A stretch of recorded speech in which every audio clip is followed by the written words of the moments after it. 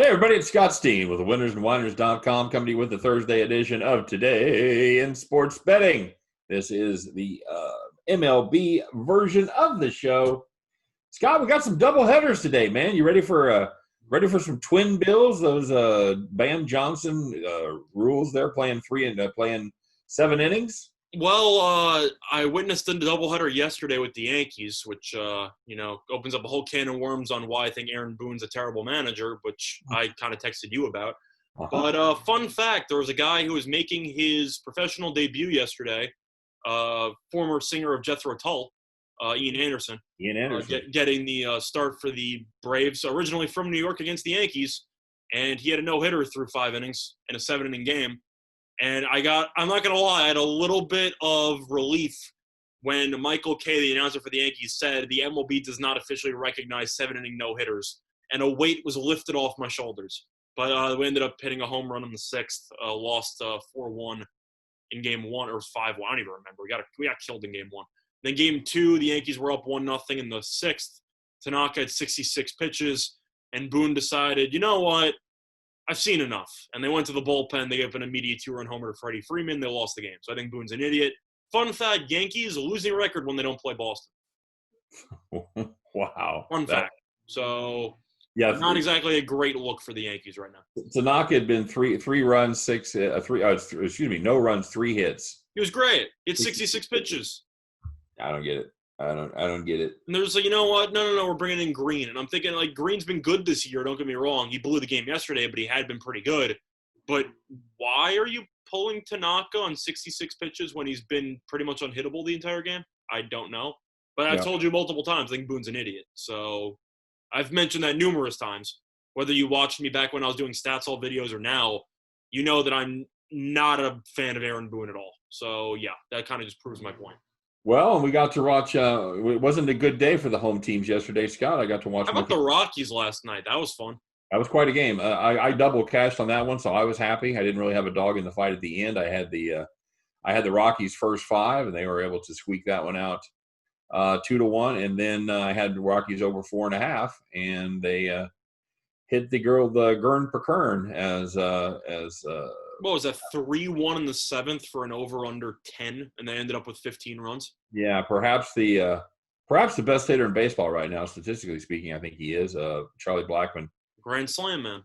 Cranked a grand slam, just a no doubter into the right field seats. So worked out okay for me. And then like we were talking, they had an 8-1 lead going into the 8th inning. I think they gave up 3 in the 8th and 4 in the 9th. They gave up 2. They gave up 2 in the 8th and 4 in the 9th. 2 in the 8th and 4 in the 9th. There you go. So it was 8-3. It ended up 8-7. 8-7, bases loaded, 2 outs, and Ahmed struck out in a controversial pitch on the outside corner. It's a good pitch. It was a good pitch. It was outside, but Ahmed can't take that. You can't take that pitch. And then it was outside, but you have to swing at that. My Kansas City Royals took a lead. That was also a fun one. It's a live betting bonanza yesterday. I'll tell you what, they had a lead going into the 9th. They had Trevor Rosenthal got 2 outs in the 8th inning. They brought him back for the 9th, and he ran out of gas. He was about 34, 35 pitches. They bring in the lefty, the kid, and just absolutely nothing. He walked like 30 batters, so that happened. Well, the Royals, and I told you that last night, Scott, the Royals gave up 10 base runners in the last 3 innings, 2 hits. Yeah, not good. You're not going to win when you do that. You're just not. So I also know that, and I did have a play on that game at the Royals at plus 150. So that was a heartbreaker. That's a shame. Well, I also know that it is worth mentioning, at least, that you had a couple games that were not played yesterday. We did. Of some boycotting as well, right, with the Brewers alongside the Giants, who also didn't play yesterday. Mm-hmm. I do not know if they're going to play today. I'm assuming that they won't, but I don't know if they will. So we're going to break down the games anyway, even if they potentially won't play, because they're on the board. So just keep that in mind moving. And all those teams that skipped yesterday's games are scheduled for doubleheaders today. Yeah, so for the sake of it, we're going to assume that they're going to play. Yes, and in addition, there was one doubleheader already on the board. The St. Louis Cardinals, who are going to be playing 7 doubleheaders in the next 20 days or something ridiculous. Well, the Yankees are going to be doing that, so it's going to be an interesting time. So there's Judge got injured again, so whoopee. There's What a time for the Yankees right now. there's literally 8 games that'll be 7-inning games today, assuming they all go. So Yeah, it's gonna look a little bit like a softball schedule with the amount of 7-inning games you got going today. yeah, it really is. All right, so let's start rolling here. Got the Mariners It's your boy. and the Padres. Your boy is back. It's the Cooch is back against Dinelson Lamet, who we talked about yesterday, who all of a sudden it's either Lamet or Richards. I'm not sure who's going to be pitching which leg of the doubleheader, but I'm assuming I've got Lamet on all my different spots. Okay, I'm assuming Lamet's going to pitch game 1 and Richards will pitch game 2, but just keep that in mind. With doubleheaders, managers will do a bunch of screwy things, so just keep that in mind. Yes, please don't hold it. But as of right now, of course, one of the places I'm looking, they still have Taijuan Walker listed as Salem starters. So and he's no longer on the team. He was traded to the Blue Jays right before we went on air. So traded to the Blue Jays. By the way, Scott, it's a decent acquisition for Toronto. I want to start taking a look at the Blue Jays and the overs up there in Buffalo. They are. They've been scoring a lot of runs lately. Yeah, that's a pretty hitters friendly park up there in northern New York. So, Seattle. Don't look now. They've won 4 straight. Scott. They're on fire. The only thing that could stop them was social justice yesterday. Is they were one of the teams that canceled their games. You got anything to like about the Cooch here? I'm leaning to Seattle in this game. Are you really? I don't like Kikuchi at all, but the Padres should not be laying 230. Yeah, that's the thing. If you're the Padres minus 222 right here, Seattle plus 201. Just for value, Seattle's been pretty good to us lately. They've cashed a couple of games even against San Diego. So I'm already dealing with house money right now because I already won with the Marco Gonzalez paddock fade, which worked out. Right. And I know that Lamet's a great pitcher, and I get it. But the Padres are one of those teams that, even though they hit grand slams all the time, their offense can really either be really good or really bad, and there's really no consistency at all with that team. No, agreed. I'm looking for something. I'm looking for something good to say. I just need Kikuchi to not be terrible and to hopefully get the bullpen involved, which is going to be tough because there's 7 innings. But I think there is a chance if Seattle can keep this game even close, you can really live hedge this thing, and you can potentially find some middle ground. Yeah, that's very true. Kikuchi's had just 1 game where he's given up less than 4 runs. Yeah, he's not good. He's not good. I want to like him. I want to see him do well. But I know you want to like him. I think you're the only person on the planet who still wants to like him besides Mariners fans and Japanese baseball fans who hope that he actually turns a corner. I would tempt it. This would be a great spot to play the San Diego team total over. Although I don't think you're going to be able to find that with a 7-inning game. So it's also in Petco, so you have to wonder about how many runs they're going to score over there. Always true. There is a day game, and that helps. Yeah. I think the only value play right there is to take the Mariners. And it's one of those plays where you're going to lose the majority of the time, but the Padres should not be minus 230. Yes, you have to look at yourself and say, will the Mariners win 2 times out of 5 in that? And the answer is maybe. 1 time out of 3. I'm sorry. Yeah, it's baseball, so the answer is maybe 1 out of 3. Yeah, and if they win 1 out of 3, that's a profitable play. So go ahead and take the old Mariners right there, and just be happy if you cash that ticket. Another game 1 of the doubleheader set features the Dodgers at the Giants. I don't know if they're going to play this game either. So surprisingly, the Dodgers are a big favorite here, minus 235. And I'm looking my way. I'm curious what the run line is in the 7 innings. Through here, can't find. Oh, there it is. It looks like Buehler going up against Logan Webb for the San Francisco Giants. Do you have the run line up for the 7-inning game there? Yes, it is. Minus 120 on the Dodgers, picking up $1.15 of value there at minus 235 on the money line, and down to minus 120. Yeah, I'm in it. You're in that. You're in the old. It's. I know once again you're losing 2 innings, but at the end of the day, Buehler, you're getting $1 and change. Buehler actually looked really good in his last start, so he finally showed up after a couple of underwhelming performances to start the season. And Logan Webb's been okay, but I think you can agree that this is Buehler's when he's on. Giants are going to score 1 run? Yeah, the question is, was which is an aberration? Was the other slows the games that he hasn't pitched as well? Was that the aberration, or was the aberration the fact that he was able to pitch well against Colorado last time out? It could be the latter, but at the end of the day, you kind of hope to yourself for a value purpose for $1 and change. You hope you'll turn the corner. Yeah, that's again, it's a little tougher. The fact that 7 innings, however, the Dodgers are the visiting squad, so they're going to get their 7 at bats. I would be tempted to just take a flyer on the Giants as well. Okay. But yeah, I'm not convinced Buehler is all the way back yet. So we'll see what happens there. Fair enough.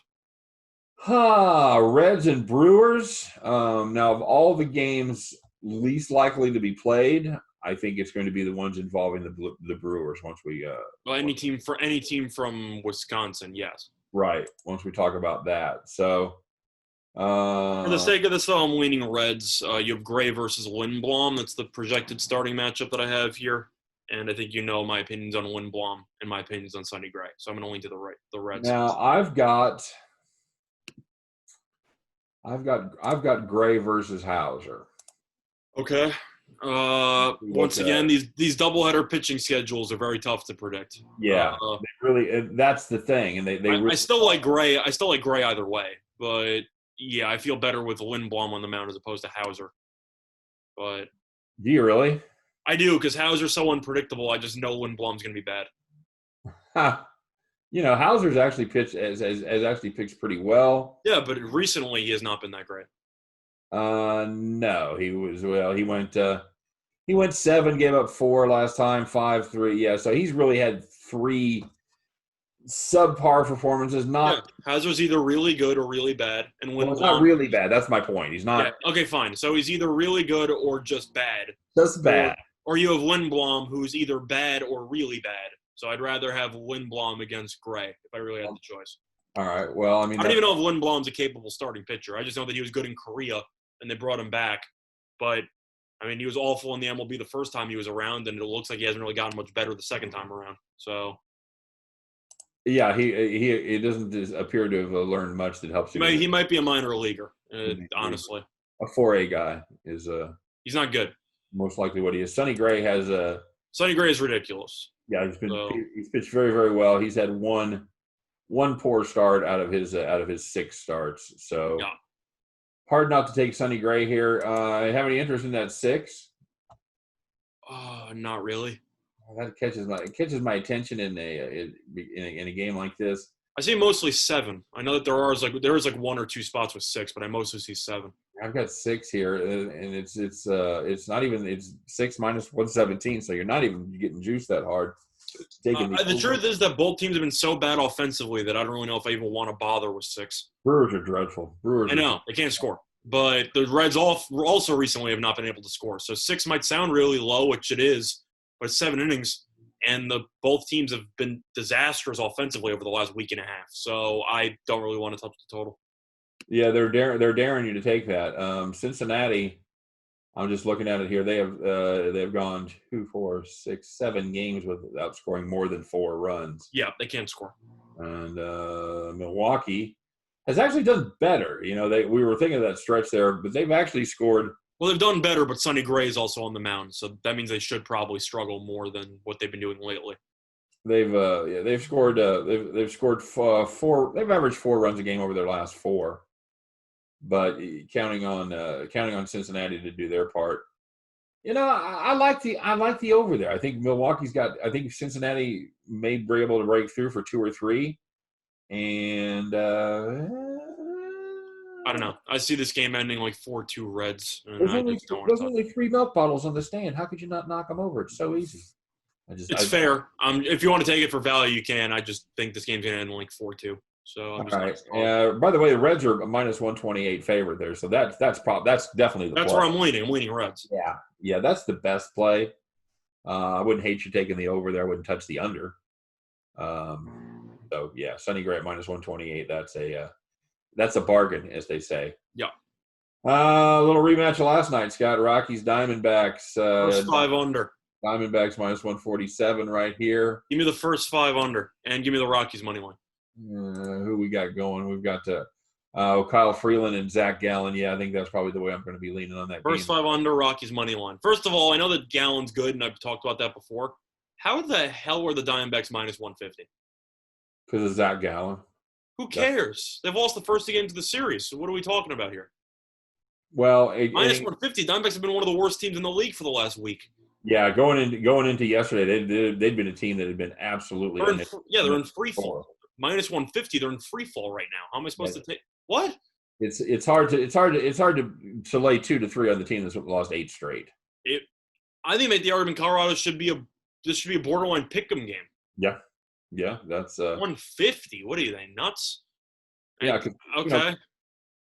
And Kyle Freeland has pitched pretty well. Freeland's been good, and even though the Rockies have kind of fallen apart lately, we both like the Rockies underdogs in the first 2 games of the series, and they cashed both times. I'm fine with going for the third one. Yeah, I'm with you. I'm 150. I think there's some value there. Fading the team that's lost 8 straight. Yeah. Regardless of Zach Gallen, because as we've seen, both bullpens are terrible. So that's right. These pitchers these days, they don't go long. Although Zach Gallen will most likely give you 6 or 7. Yeah, Gallen's very good. Freeland's very good. I think they'll get through 6 each. But all I know is that when the bullpens come in, it's an absolute crapshoot, and you're giving me plus 140, plus 1 high 30s on Colorado. That's a joke. This could absolutely end 3-2 Colorado with all the runs coming after the 6th inning. Correct. But I'm going to lean first 5 under. My main play there would be Rockies money line because I think that line's a joke. Yeah, I'm with you. Zach Gallen, by the way, is yet to give up more than 2 runs in any performance. Yeah, he's amazing. I know he is, but at the same point, Arizona's offense hasn't been great lately, especially in the series before the bullpen came in for Colorado in the 9th. Even actually the 8th. I mean, Arizona had 1 run. But yeah, I'm going to lean to the Rockies. That line makes no sense. By the way, they are giving you the straight 4, not even giving you the 4.5 on that first 5. I was hoping with the total at 8, they may shade you at 4.5, but no, that's not great. That's not really great. I think I'll pass on the 4, but I'll take the Rockies money line there. Yeah, really hoping for 4.5. I think they play the Rockies at plus 136 and just walk away and watch that one. Next up is the. So it looks like I don't even know we can touch this. It's the Seattle Mariners and San Diego Padres. There is no pitcher for the Padres. I see undecided against undecided, so I'm going to pass. I've got Garrett Richards against undecided, but yeah, as we mentioned, they did. Taijuan Walker was the announced starter for that. He was traded. Yeah. To Toronto less than 30 minutes ago or so. So. Yeah, pass. Yep, pass on that one. Wow. Okay. The next game is Pittsburgh and St. Louis. Can I interest you in Cody Ponce and Johan Oviedo, Scott? No, but Pittsburgh. I guess I'm leaning. Oh God. Can I really lean over 7.5 with the Pirates off? I guess I have to lean over 7.5, but I'm not happy about it. It feels like he's been forced into it. I kind of am, right? I don't really know either of these pitchers are, which usually means they're pretty bad. Because I know basically everybody in sports. So if I don't know you, that means you're either a prospect who I haven't watched in the minors, or you're just some journeyman who's just not very good at pitching. Oviedo has made 1 start against the Cubs. How'd he do? He lasted 5 innings. He did well. Gave up 2 hits, 2 runs. Struck out 4, walked 2 over 5 innings. So not. And what about the other guy? Not bad at all. He has made no starts. Let me check him on. Let me check him on the old baseball reference here and see what we've got. Cody Ponce. Yeah, I got a bad feeling about what he's going to bring to the table, but we'll see here. See if he has any major league experience at all. Okay, Cody Ponce looks like has pitched a little bit this season. He has a grand total of 3 1/3. Scott, he came in a relief. 2 relief performances, covering 3 1/3 innings, 3 hits, 2 earned, 2 home runs, 1 walk. So he's an opener who's not that good. He's an opener that's not that good with a 5.40 ERA. I'll take Pittsburgh on the first 5. We'll take Pittsburgh on the first one. Yeah. Okay. Well, you were just talking about Oviedo, right? Yeah. No. This was Cody Ponce. Oh, I thought that was Oviedo. No. Oh no, we were looking at. Oh, never mind. I misinterpreted what you said. I'm still going to lean to Pittsburgh on the first 5, though, because I don't trust either pitcher. So you might as well just give me some value there. Okay. Then again, I don't actually play this game, but since we give leans on every game, It's a doubleheader, so there's no first 5. So I'll still lean Pittsburgh. Screw it. Are they going to lose this game? Probably, but okay. It's just a matter of I can't lean to a minus 160 something favorite when both pitchers can't be trusted. Okay, fair enough. All right, I think we're out of the double headers for the most part here. Seems that way. Oakland, Texas. Oh boy, we're going to skip the second leg of the Dodgers Giants because I don't see any pitchers for there. Same thing with Cincinnati and Milwaukee. I don't see any pitchers for either of those matchups. In Cincinnati, Milwaukee, I've got Wade Miley and Lindblom. So. Okay, I thought Lindblom was pitching the first game. So yeah, we're going to skip those. Okay. No, it's not. No, Lindblom's not going. We just talked about this. That's what I'm saying. Is that I see conflicting information, so I'm still going to pass. All right, Bassett, Jordan Lyles going for Texas. I feel like I know where you're going with this one. Well, it's a hefty price to pay. And that's what the run line is for the A's. Yeah, minus 125. They're getting 65 cents. Mm-hmm. It's not bad. Minus 189 plus 174. I want team total for Oakland is 5.5. Team total is going to have to be 5.5 juiced, minus 122. Okay. So you're paying roughly. So you're playing roughly 6 to 5 whether you want to play the run line. You know what? Screw it. I'll take Oakland run line. You take Oakland on the run line minus 125. Yeah, they're going for the series win. It's been a 4-game series. They won each of the last 2. Texas offense can't hit. Lyles has been one of the worst starting pitchers in the league. And Bassett wasn't great in his last start, but sub-3 ERA, he's been pretty good. I'm going to lean to Oakland there on the run line. And I think they should win, I don't know, 6-2, something like that. Yeah, that sounds legit. Jordan Lyles. And even the bullpen, Texas bullpen is terrible also, so that doesn't help. I have nothing. You have nothing kind to say about Jordan Lyles. You can't. You can't. He's given up 4 or more in 4 of his 5 starts. The only time he didn't, he gave up 3 runs in 5 1/3. He has 0 quality starts. I still can't believe that people bet the under on the Mariners Jordan Lyles game from this past weekend. Easy. That was a good premium play for you.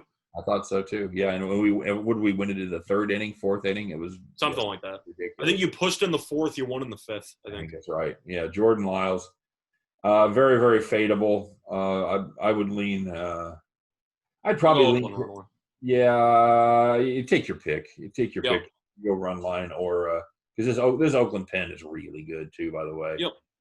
The Texas bullpen hasn't been awful. No, but they're not great. They're definitely the inferior bullpen in this matchup. Oh, no question. I think Oakland may have the best bullpen in baseball. Yeah, I think you can make that argument. I think it's either them or potentially the Dodgers who are up there. Yeah, Oakland bullpen 174 overall, 236 on the road. That's hard to beat. It's very good. Also Cleveland, but yeah. Okay, so yeah, I'm just going to go. I'll go to Oakland run line with you. Yeah. Also consider 5.5. It's basically, to me, it's basically the same bet. It's basically the same bet, but I do think that Bassett should pitch well. And I think that you're giving yourself a little bit of an out there if it goes 5-3 or 4-2, stuff like that. Right, exactly. Righty, moving on as we do, taking a look at Toronto and Boston. Man, they just. You said you want to take the overs and then reuse on the mound. Toronto team total over, I guess? Yeah, Hyun-Jin Ryu against Chris Mazza.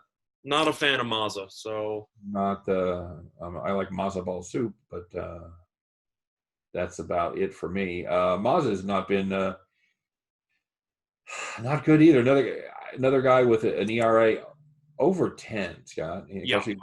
What's Toronto team total? 5.5 or 6.5? Probably 5.5. It's at 10. It has to be 5.5. Yeah, I think the 5.5 would be juice, but I'll lean to the 5.5 over. It's not juice badly. It's 5.5 minus 115. Okay, I'll take it. I would consider playing Boston under 4.5 too. That is juiced as minus 5. So yeah, I'll just fade Mazda though. I'll go for the Toronto team total over. It's not bad. Yeah, it's minus 194 on Toronto Blue Jays. You don't get the home at bat in the 9th, but still, I gotta like it. I can't make myself do that. Minus 115 on the run line. I might consider that. Okay, either way, you're not batting in the 9th, but yes. Yeah, exactly. And it's the same exact price at minus 115. So yeah, apparently people other than us have figured this out, Scott. Mm-hmm. It's just basically the same bet. Yep. All right. Yeah. Fade Mazda there, guys. Nothing good there. The Phillies and the Washington Nationals. Spencer Howard goes for the Phillies against Mighty Max Scherzer, Mizzou graduate, for the Washington Nationals. Nationals first 5-run one. Mm-hmm. I don't know what that price is, but that's where I'm going. Nationals are the big favorite here, although not as much as you would expect. They're not a good team, so that also makes sense. Minus 177 favorite. What's the first 5-run line on that? 5-run line on that one is minus 125 or something. Going to be minus 124. Very good, Scott. This is why they pay me the big bucks, so I can guess lines that are already out publicly. That's right. I'm going to take it though. That's not a bad play. That's not a bad play at all. I think that's a good way to get the maximum value out of that. They are. If you want to play them on the real run line, you're picking up 88 cents of value. They're plus 111 versus minus 177 full game. You're also not batting in the bottom of the 9th though. I understand. You're not getting your bats at the bottom of the 9th in the game. They're most likely to be leading. So, all right, moving right along, we go to Baltimore, Tampa Bay. I'm going Tampa. Good game yesterday. Baltimore hung in there, and Tampa won. Tampa Bay won. Ryan Yarborough goes against John Means. Both pitchers have not been great this year, but Means has been a lot worse. Yeah, Means is just, and the weird thing is, and here's how deceiving ERA is, they basically have the identical whip. They both have a 1.31 whip. Yarborough has a 4.45 ERA. John Means has 10.12. Yeah. If I was Baltimore, I would shut Means down for the year. I know that personally, when he made his first start against the Yankees in the season, they announced that they had to shut him down in camp because he had arm fatigue. When you open the season with arm fatigue, that's a bad sign. Just shut the guy down. Like, what are you even doing? He's got a 10 ERA. Just let him relax. The guy wasn't he their All-Star last year? He was so good last year, man. Yeah, that's what I'm saying. Like, you should probably rest him and try to keep him healthy in the future instead of potentially ruining his career. But no, screw it. He's a 10 ERA. Just tell him to go nuts. Now I'm going to lead to Tampa. Scott, I got to tell you, I have not seen in all the years of watching baseball, I have not seen this many players make this many starts that are still trotted out there every fifth day with a 10 ERA.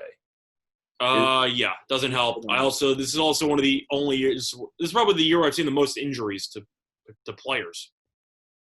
Yeah, and pitchers seem to be, and I'd like to see stats on this. They're dropping like flies right now, and they also seem to be pitching less and less. We talked about that. We talked about it yesterday with what game were we watching where he was like 90 pitches through. Robbie Ray at 99 through like 4. Yeah, Robbie Ray 99 pitches through 4 innings. He did come out for the 5th, didn't get any outs. They brought him back at 94 pitches to start the 5th, and I thought he walked him on 4 pitches. He walked him on 5. So Robbie Ray ends the game, comes out, walks the guy. They immediately take him out. What a brilliant piece of managing right there. 99 pitches, and doesn't get an out in the 5th. That's Robbie Ray is a special kind of brutal, by the way. Yep. So yeah, we'll go ahead and. So what are you playing here? What are you playing? Just Tampa money one. Just Tampa on the money line. You're just going to drink. I'm not going to get fancy with it. Tampa Bay's look good in the series. They've started to open up a decent lead on the Yankees. I'm not going against them, and I don't want to take any run lines or anything with the home team. So you could take a Tampa team total over if you wanted to, but in reality, I am just going to take Tampa on the money line. I'm going to lean towards a team total over 4.5 just because it's too pricey. I'm not going to lay minus 180. You could. I just think Tampa should be minus 220 in this game. Yeah. I think it should be minus 200 plus. And they've looked good in the series, and they've been coasting the last couple. All right. No, that's there's a legitimate argument to be made there.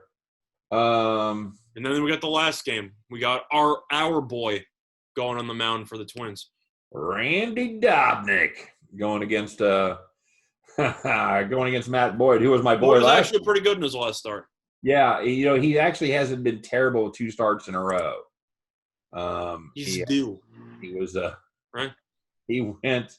This is obviously we're qualifying this as what a not terrible start is. He went 5 1/3, gave up 2 earned, 5 hits, 6 Ks, and then the time before that went 4 innings, gave up 2 runs with 9 Ks. So having said all that, I'm assuming we're both going with the Twins. You're paying a price, my friend. Are you? I think it opened up like -180. It's down to like -150. No, you're right. Yeah. I hadn't actually looked at this one yet. I'm going with Twins run line. Yeah. The Twins run line. Yeah. What's that? 103. That's terrible. Okay, never mind. I was hoping it'd be like 110. I'm gonna play the AV Club boy. I'm playing Randy Dobnik at -148 all day long. Yeah, that sounds right. Okay, my friend. I think that's it. That's it. The Royals are off today. Looks like the Tigers are playing. Oh no, that's who they're playing there. Yankees are off again. Yankees are off. Oh well, we skipped the Mets game, but I don't really know if that counts because I don't know who's pitching for the Mets. I've got Sixto Sanchez going for. He's going for the Miami, by far the best first name in the entire league. Are you too young to remember Sixto Lezcano that used to play for Milwaukee? I'm too young for that. Okay, yeah, there was a Sixto is a name we've heard before, but okay, well, either or, it's a name I haven't heard before. You think that gives you an advantage, Scott? It's better than the name Undecided. No, do you think having 6 toes would give you an advantage? Well, you had a couple of pitchers who had 6 fingers on a hand, so potentially maybe, I don't know. And there was 3-finger Brown, so I guess it all evens out. But, yeah. That's it's hard to it's hard, and then there's no lineup on that. So right, so I can't touch it. So I think we're skipping that also. I think we're getting an easy out there because that's those are weird games to cap anyway. That's won yesterday, but got a no decision again. DeGrom. Oh yeah, blew a 3-run lead in the 8th. Classic stuff. Yeah. At one point, I was getting ready to text you because I talked about the dogs and you were giving me a hard time for always betting the dogs. And I was talking about Miami. You were mentioning other dogs. I'm like, you should save your underdog money for Miami. Baltimore was hanging in there. Miami was hanging in there. And I was right, though. I'm like, if you save your money for Baltimore, you take Miami. And Baltimore lost. Miami looked pretty good for a little while there. So did Baltimore. They looked good for about 3 minutes, and they gave up a run in the bottom of the 8th. Okay. But, yeah. All right. So there you have it. It's quite a card. We'll see how many of those games get played. We'll see what happens. This is going to be a very fluid day in sports and sports betting, everybody. So, yeah, hang in there, and we'll see what happens. That's all you can do, right? Yep, basically. All right. This has been an entire about a 6-month period where a lot of stuff has been out of our control, even more than usual. So if you haven't learned to roll with the punches by now, I don't know what to tell you. Yeah, we also have not talked about whether or not we're going to be doing a UFC show tomorrow. I'm assuming that we're going to. UFC going to fight? I believe so on Saturday. Do you want to talk about UFC tomorrow? Yeah, sure. Yeah, sounds good. Maybe our own. There you have it. That's how we discuss stuff, usually behind the scenes, and you just witnessed that firsthand. You can see a little sausage being made there. Yeah. Yeah, we'll definitely check out the UFC. Not the greatest of cards, but you still have a decent amount of fights to go through. You know what? The money spends all the same, buddy. Yep, that is true. All right, there you go. So for myself, for Scott Rochelle, we'd like to remind you to stop by and check out winnersfromwhiners.com for deep dives and predictions, previews, every game, every single day, even games that aren't played. We're writing about those over there. Great set of handicappers at Winners and Whiners. Another great set of handicappers over at our sister site, statsalt.com. Make sure you check out both of those for all your daily handicapping needs. Go Islanders. Go Islanders. That's right. Islanders, heartbreaking situation yesterday. I'm not that heartbroken because I really thought they were going to fold in. I respect the comeback. That's all I'm going to say. I am heartbroken. That's fair because you made it that far and you lost, but I've seen a lot of teams fold down 3-0 in the first 15 minutes, and I was definitely impressed by the effort level that they had. Yep, they were down 3-0. They didn't come back all the way to tie it, only to lose in. Came back all the way to tie it, hit the post, and then it was like, all right, let's see what happens. Like, don't give up a goal immediately in overtime, anything but that. And then 3 minutes in, they score immediately in overtime. Like, that's brutal. So go Isles. We'll see what happens. They need a rally today to take a 2-1 lead over the Philadelphia Flyers. Yep. So we'll see what happens. All right. So thanks for joining us on the MLB version of Today in Sports Betting. We appreciate it. Hey, guys, have a great day. All right, out there. Have some fun. Maybe get outside, take in a little air, enjoy the remainder of summer. Whatever it is, I hope you enjoy it. I hope you have a great time. Stay safe, stay healthy, win all your bets, et cetera, et cetera. Scott and I will be back to see you tomorrow, good Lord willing, and the creek don't rise for a three-peat as we do the NBA, the MLB, and the UFC on Today in Sports Betting. You guys take care, and we will see you next time. Bye-bye.